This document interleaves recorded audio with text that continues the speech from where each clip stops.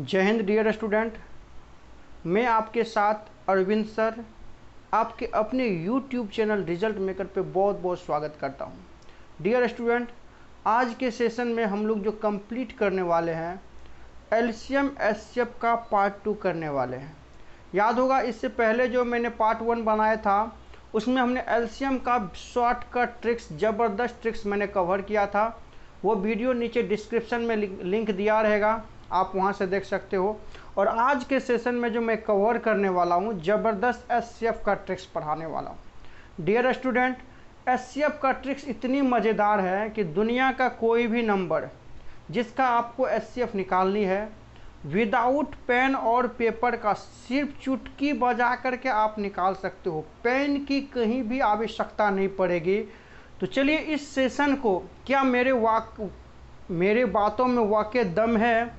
अगर दम है तो मैं एक एक रूल्स पढ़ा के दिखाता हूँ। लेकिन डियर स्टूडेंट, आप कहीं मत जाओ, 10 मिनट का सेशन होने वाला है। मैं 4 रूल्स कंप्लीट करने वाला हूँ, ठीक है। 4 रूल्स कंप्लीट करने वालों, 1 नंबर 2 नंबर ज़्यादा इंपॉर्टेंट नहीं है, लेकिन 3 नंबर का रूल इतनी ज़्यादा इंपॉर्टेंट है उसका वर्णन नहीं है। आप रूल्स देखो फिर आपको पता चलेगा कि कितनी इम्पोर्टेंट आज आपकी सेशन है। डियर स्टूडेंट, मैं एक बार फिर से कहूँगा, बहुत तकलीफ़ होती है। बहुत सारे ऐसे बच्चे हैं जो हमारे वीडियो लगातार देखते हैं लेकिन पता नहीं किस वजह से वो सब्सक्राइब नहीं कर पा रहे हैं। तो डियर स्टूडेंट, आपसे रिक्वेस्ट है, अगर मेरा वीडियो अगर वाकई में आपको अच्छा लग रहा है, अगर वाकई में मैं अच्छा कॉन्सेप्ट आपको दे रहा हूँ, तो हमारे चैनल को सब्सक्राइब कर लीजिए और बेल आइकन को दबा दीजिए ताकि सारा नोटिफिकेशन आपको मिलता रहे। चलिए आज का सेशन स्टार्ट करते हैं रूल नंबर 1 से एचसीएफ का।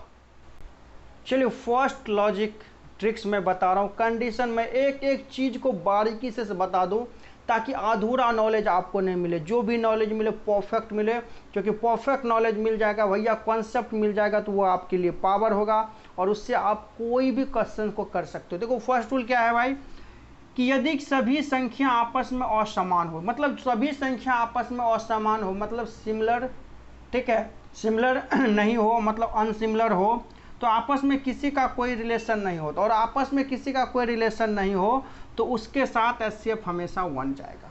को कैसे भाई, एक्स वाई जेड में कोई रिलेशन नहीं है, तीनों अलग अलग नंबर है, तो इसीलिए आपका आंसर क्या होगा, 1 होगा। एग्जाम्पल के लिए देखते हैं, 7 है भैया, 11 है, 18 है। भाई देखो 7 और 11 में कोई भी रिलेशन नहीं है, रिलेशन नहीं है तो एचसीएफ क्या हो जाएगा भाई, 1 हो जाएगा। मैं अभी 4 रूल्स आप दम लगा के पढ़ लो भाई। आज आपका 10 मिनट जो आज का जो सेशन होगा वो आपका बेकार नहीं जाएगा। 1 मार्क्स आपके लिए बहुत इंपॉर्टेंट होगी। दूसरा देखो भाई, 20 है, 17 है, 39 है, 46 है। भाई देखो 70 से ना ही इसका रिलेशन, ना ही इसका रिलेशन है, ना ही इसका रिलेशन, किसी का रिलेशन नहीं है तो आंसर 1 हो जाएगा। मतलब सीधा भी याद रखना भाई, सारे नंबर अगर और समान हो गया तो किसी के साथ कोई रिलेशन नहीं है, सीधा एचसीएफ क्या देना है, 1 देना है। इसमें नो डाउट भाई, नो डाउट।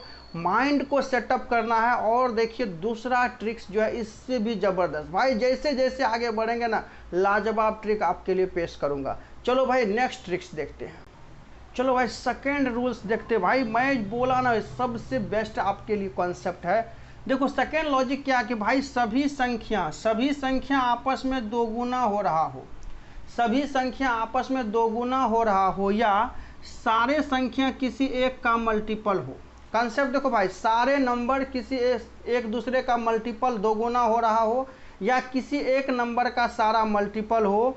ऐसे केस में जब भी भाई आपका एचसीएफ जाएगा, जब भी एचसीएफ जाएगा हमेशा सबसे छोटा वाला होगा, सबसे छोटा वाला।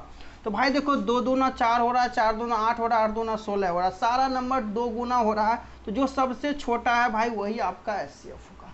सेकेंड लॉजिक देखो, 7x का सारा मल्टीपल है भाई, 7 5 35, 7 1 7 6 42, 7x का सारा मल्टीपल है तो आपका एचसीएफ भाई क्या होगा, 7x होगा। तो माइंड में सेटअप कर लेना सारी बात को, सारे नंबर एक दूसरे का दोगुना हो या किसी एक का सब क्या हो, मल्टीपल हो, तो जो सबसे लोवेस्ट नंबर है, जो सबसे छोटा भाई वही आपका एचसीएफ होगा। आज एग्जांपल देखते हैं भाई, 36 है, 18 है, 9 है। तो भाई देखो 9 दूना 18, 18 दूना 36, 9 का सारा नंबर एक दूसरे का दोगुना हो रहा था, सबसे बड़ा आपको 9 एचसीएफ हो जाएगा। नेक्स्ट देखो भाई, 12 है, 36 है, 60 है, 84 है। देखो 12 का सारा नंबर क्या मल्टीपल है, 12 दूना बढ़ 36, 12 पंचा 60, 62 84। भाई सबसे छोटा नंबर एचसीएफ हो जाएगा। देखो भाई 17 दूना 34, 17 51, 17 55 85, 17 का सारा नंबर मल्टीपल है तो आपका 17 हो जाएगा। अभी मैं कुछ नहीं सिखा रहा हूँ, अभी मैं बस रूल्स बता रहा हूँ भाई।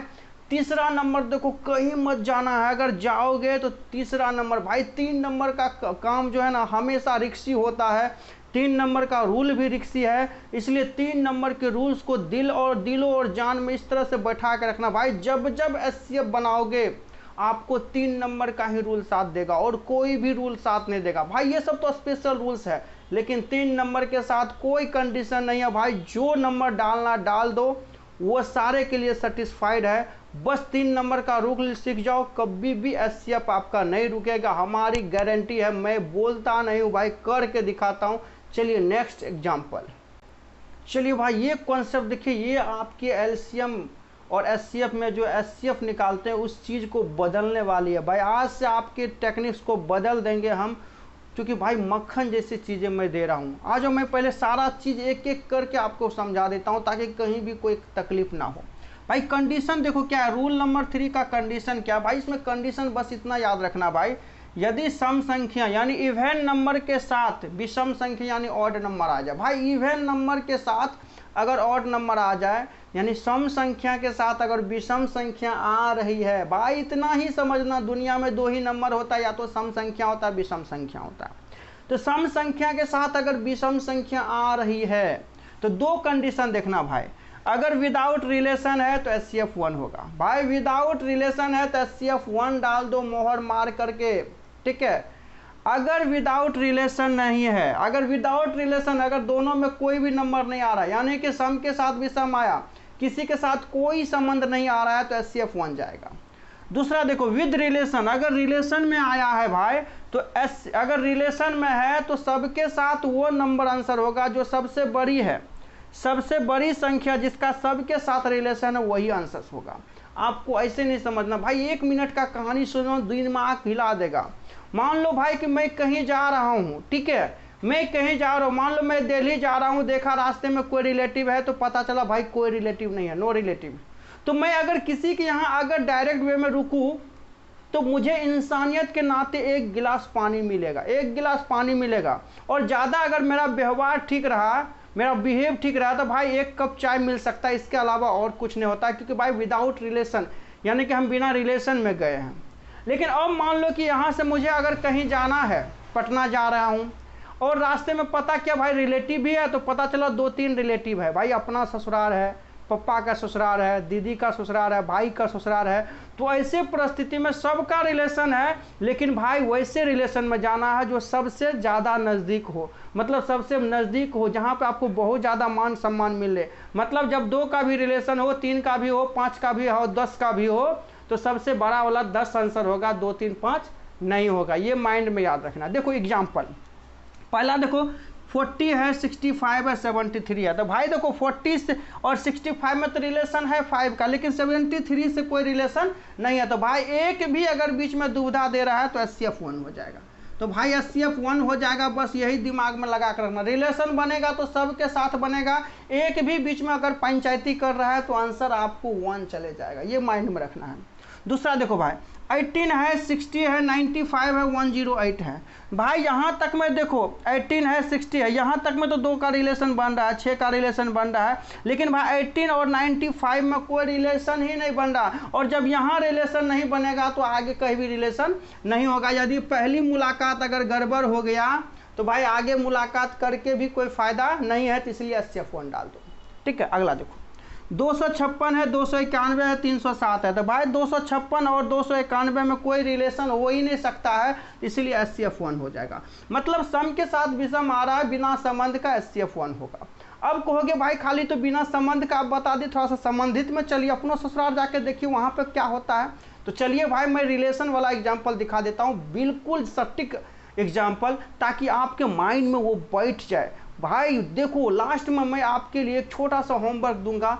अगर आपको वीडियो अच्छा लग रहा है, अगर मेरी बातों समझ रहे हो, कंसेप्ट आपको बिल्कुल समझ में आ रहा है, तो उस क्वेश्चन का जवाब कमेंट बॉक्स में देना।